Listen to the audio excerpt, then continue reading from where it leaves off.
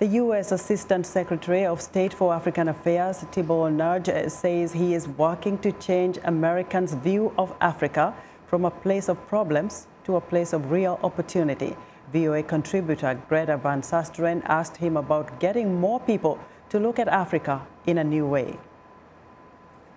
The positive news is a lot more than it ever has been before, and I think it's very important for Americans to also see that, because other people are definitely seeing that. You know, the Europeans, the Chinese, other countries in Asia, they look at Africa as an opportunity and not as a problem.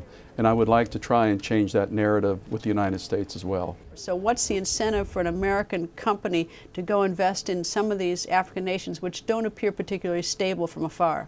You have some tremendous positive news stories coming out.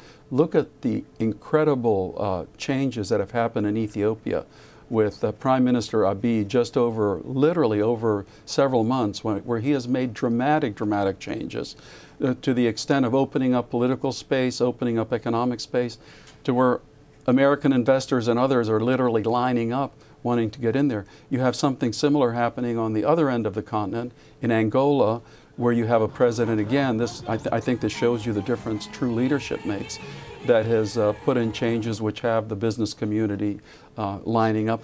How do you get the African governments to want us, meaning the United States, to be sort of the ones that are partners in economic development if we say, look, we want accountability, and we want, so you can have self-reliance, and maybe another nation like China says, here, you got two choices. We'll either lend you the money or we'll give you free money, no strings attached, not knowing that even the lending has strings down the road when the debt comes due. But so how do you convince these African nations that, you know, deal with us, don't deal with China?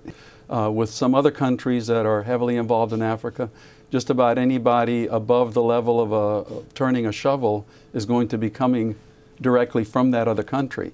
So they may be large projects, but they often don't have a lot of jobs. Whereas American businesses have a reputation for bringing jobs, for transferring technology, for transferring the know-how, the savvy, the management that the African governments really want. So this is more a factor of us doing what the host governments and especially what the host people want from us. That was the U.S. Assistant Secretary of State for African Affairs Tibor Nagy speaking with VOA contributor Greta van Susteren.